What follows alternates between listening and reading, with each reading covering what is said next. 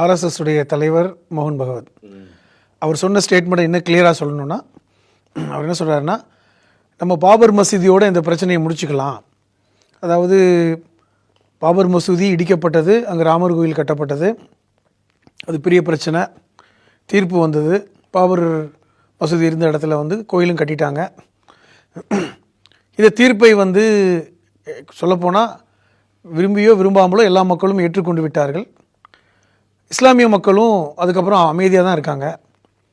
இனிமேலும் மீண்டும் மீண்டும் வந்து ஏதாவது ஒரு மசூதியில் போய் கோயில் இருக்குன்னு சொல்லி பிரச்சனையை கிளப்பாதீங்க. இந்திய தேசம் என்பது பன்முக தேசம்.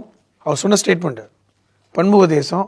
இங்கு இந்துக்களும் முஸ்லீம்களும் நெருங்கிய தொடர்பில் இருக்கிறவர்கள். அவர்களுக்குள்ள பிரச்சனை வேணாம். பல கலாச்சாரம் இங்கே இருக்குது, பல மத வழிபாடுகளையும் நம்ம நம்பிக்கை கொள்ளணும். ஒருத்தர் வந்து அனுசரித்து போனால் தான் இந்த தேசம் வந்து சுபிட்சமாக இருக்கும். அதனால் இனிமேல் வந்து பள்ளிவாசலுக்கு கீழே கோயில் இருக்குலாம் சொல்லி பிரச்சனை கிளப்பாமல் நம்ம இருப்பது நல்லதுங்கிற ஒரு ஸ்டேட்மெண்ட்டு. அதை ஒரு பக்கம் வரவேற்கத்தான் வேணும். ஏன்னால் என்ன காரணம்னா, பாபர் மசூதியோட பிரச்சனை முடிஞ்சிருந்தா இங்கே உள்ள எல்லா மக்களும் எதிர்பார்த்தாங்க.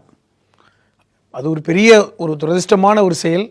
ஒரு கருப்பு இந்திய ஜனநாயகத்துக்கே விழுந்த மிகப்பெரிய சவுக்கடி, கருப்பு தினம். அது வந்து ஒரு ஏற்றுக்கொள்ள முடியாத விஷயங்கிறது எல்லாரும்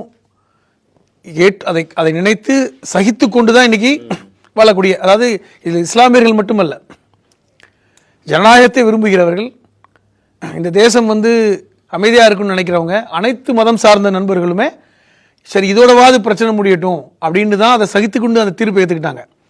சொல்லப்போனால் அந்த தீர்ப்பை கொடுத்த 9 நீதிபதிகளில் இன்றைக்கி இப்போ சமீபத்தில் ஓய்வு பெற்ற உச்சநீதிமன்ற தலைமை நீதிபதி என்ன சொன்னார், கடவுளே என் கனவுல வந்து தீர்ப்பு கொடுக்க சொன்னார்னு சொன்னாங்க.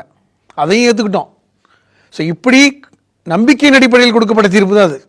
அது ஒன்றும் ஆய்வு செய்யப்பட்டு கொடுக்கப்பட்ட தீர்ப்பு அல்ல, நம்பிக்கையின் அடிப்படையில் கொடுக்கப்பட்ட தீர்ப்பு. அது பெரும்பாலான மக்கள் இது வந்து தப்புன்னா கூட இனிமேலாவது இந்தியா வந்து சண்டை இல்லாமல், மத சண்டை இல்லாமல் இருக்கணும்னு ஏற்றுக்கிட்டாங்க. ஆனால் பிரச்சனை அதோட முடிஞ்சாலும் முடியல.